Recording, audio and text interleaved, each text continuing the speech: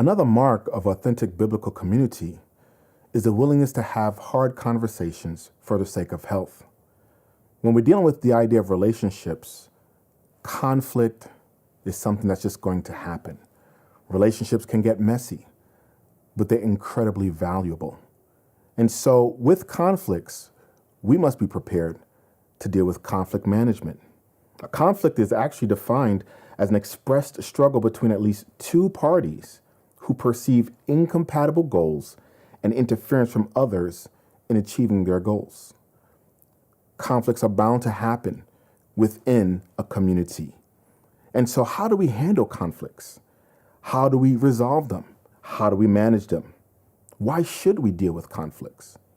And so to avoid the harms that can come from conflicts, conflict management should be a priority of having authentic biblical community. And usually it will be very successful when it's led by strong leadership. Another reason why we should deal with conflict management is so that we can actually reach the benefits that come from conflicts. Conflicts at times will expose problems that we would not normally see on the surface. And when we're able to deal with these conflicts and manage them properly, usually we'll have wonderful, positive results. In Matthew chapter 5, verse 23 and 24, Jesus spoke about conflicts. In fact, he said, if you heard that your brother has something against you, you should leave your offering at the altar, go and make it right with him, and then come back, pick up your offering, and continue. This is a very powerful word when it speaks to the idea of conflict. The offering was usually used as an act of worship. And what Jesus actually says here is, because you are aware that there is a conflict happening between your brother, something that has the potential to destroy authentic biblical community, he says right then and there, worship should cease, and you should now deliberately and intentionally do everything in your power to make it right. Conflict management is a part of us being together as a community.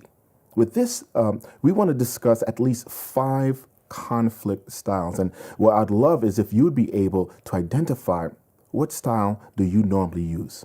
And so with the first conflict style, we have what's known as avoidance. And in avoidance, we call this a lose-lose situation. Dealing with avoidance means both parties act and behave like as if there is no conflict. This can happen a lot of times in church because simply we don't want to be the person to create negativity. So even though there may be something bothering you as a leader or maybe bothering another leader, we'll both act like as if there's nothing wrong because Jesus is our all in all. Avoidance is not a very good solution for conflict. The other conflict style is known as competition. And we call this a win-lose scenario, where one party just pretty much strong arms another party in getting what they want. This always creates the idea of resentment as well.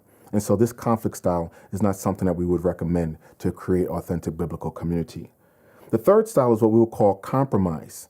And at first, people say, yes, we need to learn how to compromise. But a compromising conflict style is a no-win, no-lose scenario. Basically, both parties walk away from the conflict feeling that they've been shortchanged. And at times, this can sometimes feel even worse than the avoidance because you actually put in work to work things out only to leave the situation like as if it was a waste of your time. The fourth is called accommodation. And we use that's a lose-win scenario where just for the sake of peace, you give people whatever they want. I got to be honest with you, as a pastor, I've fallen victim to this many a times just for the sake of mission. But once again, this would be an unhealthy way of handling conflict because sooner or later, you're going to have to deal with the difficult issues. And so the last conflict style is something that we should all aspire to, and that's called collaboration or win-win, where both parties walk away from the conflict gaining something that they desperately needed. Collaboration takes time, it takes effort, sometimes it takes strategy.